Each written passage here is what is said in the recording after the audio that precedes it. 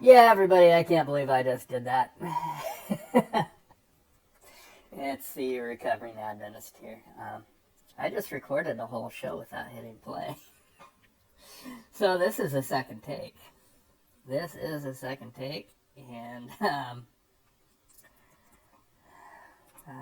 I really can't believe I did that. I guess this is just a learning process, being a rookie at being a YouTuber. It's fun anyway. Okay, so today I wanted to go over Stephen Hassan's fight model of authoritarian control and high control groups. I've been wanting to do this for a while, and then I came across a YouTube video titled "Are Seventh Day Adventists Really a Cult?" by Doug Batchelor. Link in the description. And so I clicked on it. It's about half an hour long. And he was debating another YouTube video put together by the Masters Seminary, or another Christian cult group, attempting to convince people that the Seventh Day Adventist Church is a cult from their perspective, even though they're a cult as well. To tell you the truth, the video was really painful. I watched about the first 15 minutes of it. They key debate between the Saturday worshipers and the Sunday keepers, and keeping the Ten Commandments. The Ten Commandments. There are actually 613 commandments in the Bible, and 3 different versions of the stone plate that Moses brought down from the mountain. So which version of those 10 commandments is debatable. So anyway, we're not debating doctrine here, or biblical anything. We're talking about the human condition, the human mind. So let's get into the bite model. The bite model was developed by Stephen Hassan. He has dedicated his life to this. He's a recovering Moonie, and he's been working on this for a long time. The bite model is an acronym. It stands for behavior control, information control, thought control, and emotional control. And the list under these key categories is fairly extensive. We're going to go through it now. Let's get going. Under behavior control, regulate a individual's physical reality. Somewhat, but not really. Seventh Day Adventist Church does this.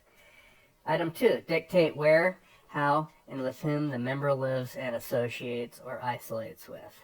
Yeah, you're not supposed to live with members of the opposite sex.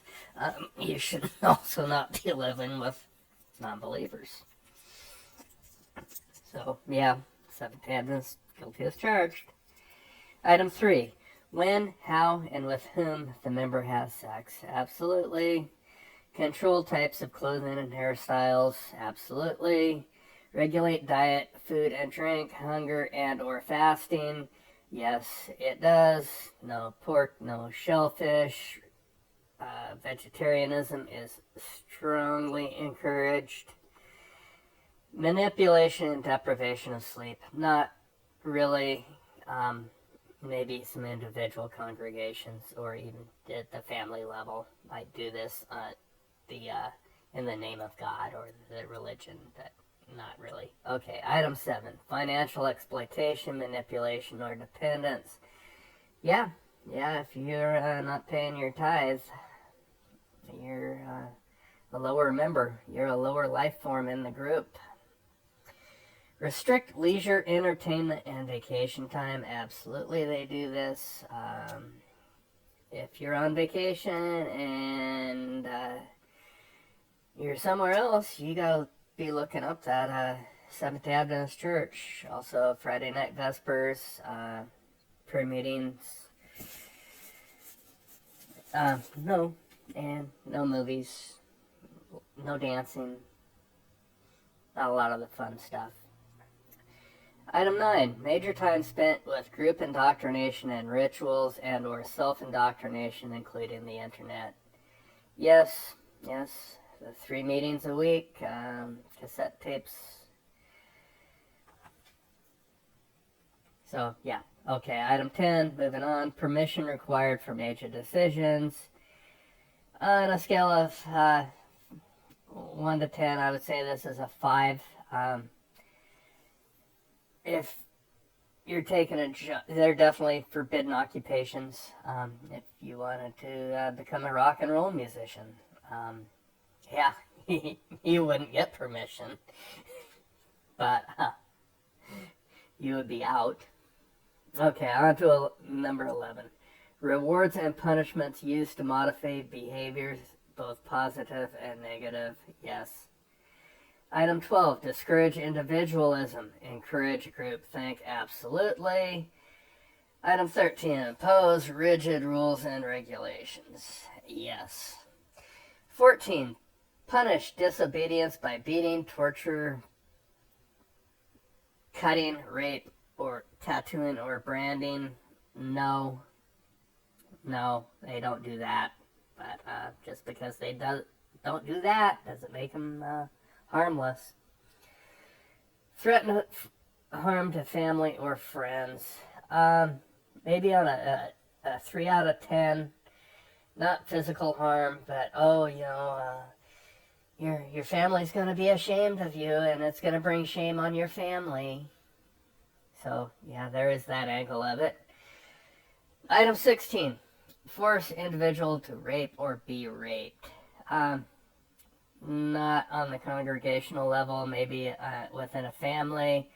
If an event like that occurred, law enforcement would not be called. Most likely it would be handled within the church congregation, which is bizarre, but no, this is not something the Seventh Day Adventist Church typically practices.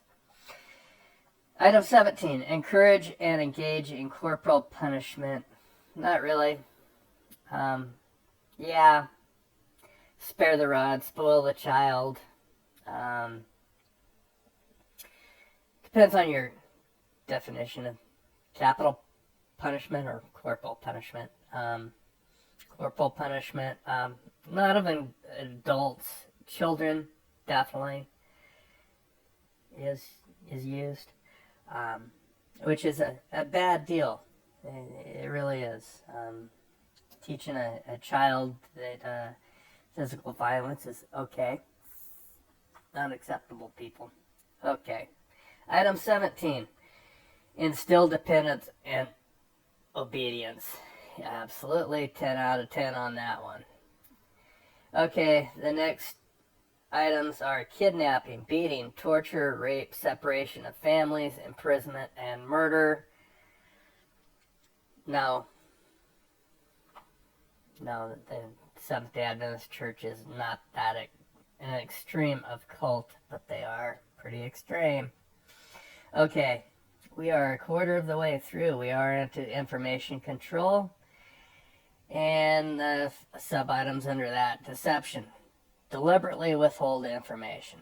Absolutely. Distort information to make it more acceptable. Systematically lie to the cult member. Yes, 10 out of 10. Sub-item 2. Minimize or discourage access to non-cult sources of information, including internet, TV, radio, books, articles, newspapers, magazine, media. Critical information, former members, keep members busy so they don't have time to think and investigate, control through cell phone, texting, calls, internet tracking. I'm not 100% sure on the newer technologies, what they're doing now.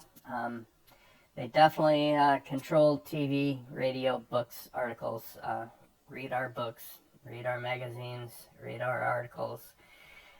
Listen to our TV, listen to our radio.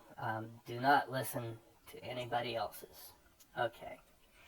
Item 3, compartmentalize information into outsider versus insider doctrines. Ensure that the information is not freely accessible. Control information at different levels and missions within your group. Only allow leadership to decide who needs to know what and when. Absolutely, they do that. Encourage spying on other members. Oh yeah. Impose a buddy system to monitor and control member. Report deviant thoughts, feelings, and actions to leadership. Ensure that individual behavior is modified by the group. Oh yeah, you're when you're out in the public, you never know who's going to see you coming or going, or where you're going, or what you're doing, or what you're eating, or what you're drinking, or who you're hanging out with. Item 5, extensive use of cult-generated information and propaganda, including newsletters, magazines, journals, audio tapes, videotapes, YouTube, movies, and other video, misquoting statements or using them out of context from non-cult sources. Oh, yeah. Guilty as charged. Okay. Item 6 and its sub-items. Unethical use of confession. Information about sins is used to disrupt and or dissolve identity boundaries, withholding forgiveness or absolution, manipulation of memory, possible false memories. 5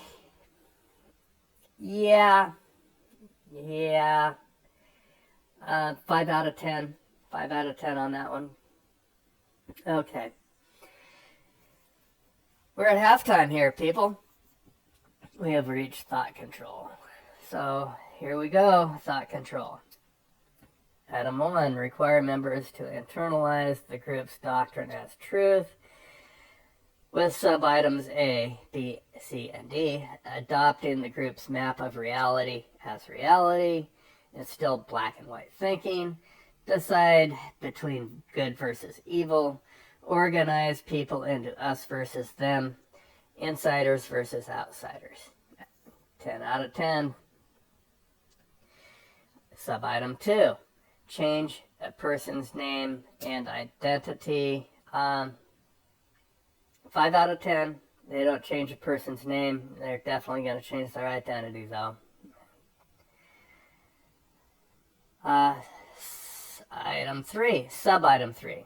Use of loaded language and cliches which constrict knowledge, stop critical thoughts, and reduce complexities into platitudinous buzzwords. Yeah, the earth is waxing old. Yes, the earth is waxing old. The earth is 4.6 billion years old. The lifespan of the earth is tied to the sun. The lifespan of the sun is expected to be about 10 billion years.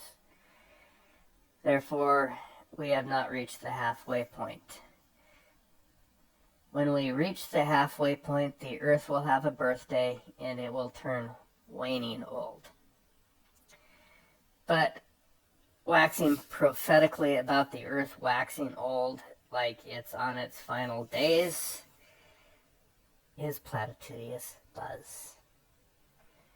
I'll leave that one. That was just an example. I love it. It's so much fun. Okay. Encourage only good and proper thoughts. 10 out of 10. Hypnotic techniques are used to alter mental states, undermine critical thinking, and even to age regress the member.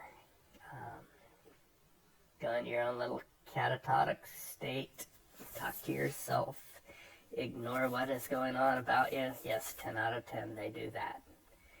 And 6, memories are manipulated and false memories are created. 5 out of 10. I mean, there's situations where they're definitely going to be creating some false memories for you. Item 7, teaching thought-stopping techniques which shut down reality testing by stopping negative thoughts and allowing only positive thoughts, including denial, rationalization, justification, wishful thinking, chanting, meditating, praying, speaking in tongues, singing, or humming. Oh, absolutely, 10 out of 10. Well, speaking in tongues is not an Adventist thing, so do I give you a 9 out of 10? Maybe you should be an 11 out of 10. Yeah, you do that. Sub-item 8, rejection of rational analysis, critical thinking, and constructive criticism. Oh, absolutely. Sub-item 9, forbid critical questions about leader, doctrine, or policy aloud. Oh yeah, don't question. Don't question. Oh yeah, it's that way. That's the way it is. Don't question. Sub-item 10, labeling of alternative belief systems as illegitimate, evil, or not useful. Don't study those Eastern religions. They're harmful. That's a forbidden knowledge. Chemistry is forbidden knowledge. Physics is forbidden knowledge. Eastern religions, anything that is not Seventh Day Adventist Christian is a forbidden knowledge. Okay, and then install a new map of reality. Absolutely. I mean, reality, those people are bad. They're out to get me. They're out to get me. They're after me. They know all about me. They know who I am. Okay, too much fun. Quarter number 4, emotional control. Manipulate and narrow the range of feelings, some emotions, and our needs that are deemed evil, wrong, or selfish. Yes. Teach emotion-stopping techniques to block the feelings of homesickness, anger, doubt. Yes. Make the person feel that problems are always their own fault, never the leader's or the group's fault. Yes. Promote feelings of guilt or unworthiness, such as identity guilt, you are not living up to your potential, your family is deficient, your past is suspect, your affiliations are unwise, your thoughts, feelings, actions are irrelevant and selfish, social guilt and historical guilt. 10 out of 10. Okay. Sub-item 5 and its sub-items. Instill fear, such as a fear of thinking independently, the outside world, enemies, losing one's salvation, leaving or being shunned by the group, others' disapproval, historical guilt. Oh, they're a backslider. Don't be like them. Don't be a backslider. Okay. Item number 6, extremes of emotional highs and lows. Love bombing and praises one moment and then declaring you're a horrible sinner. 5 out of 10 individuals treat people differently within the Seventh Day Adventist Church, and some individuals think that they have license to treat other people poorly. Okay, sub-item 7, ritualistic and sometimes public confessions of sins. Yeah, they do that. The altar call is a public confession of your sinful nature. Okay, sub-item 8, phobia indoctrination, including irrational fears about leaving the group or questioning the leader's authority. No happiness or fulfillment possible outside of the group. Terrible consequences if you leave. Hell, demon possession, incurable diseases, accidents, suicide, insanity, 10,000 reincarnations, etc. Shunning of those who leave. Fear of being rejected by friends and family. Let's talk about this one a little bit. The Seventh-day Adventist Church is not as bad as, say, the Jehovah's Witnesses with shunning, but you're definitely gonna be an outsider. Never legitimate reason to leave. Those who leave are weak, undisciplined, unspiritual, worldly, brainwashed by family or counselor. Yeah. Seduced by money, sex, or rock and roll. Threats of harm to an ex-member's family. I would say no, not physical harm. There's definitely going to be some mental mental and emotional manipulation that happens. So anyway, I can't believe I did that twice. I hope you get something out of it. It was just kind of me going through it. How I view the situation. You're of course independent and capable of making your own choices and decisions. And what you think about the Seventh Day Adventist Church. I found it ironic that I found that video, and it's the pot calling the kettle black. These guys are obviously trying to recruit into their group and get somebody else out of their group, or just prove that they're the right one in the right and those guys are in the wrong, sort of thing. They're both cults trying to generate some revenue and some income, get some followers, and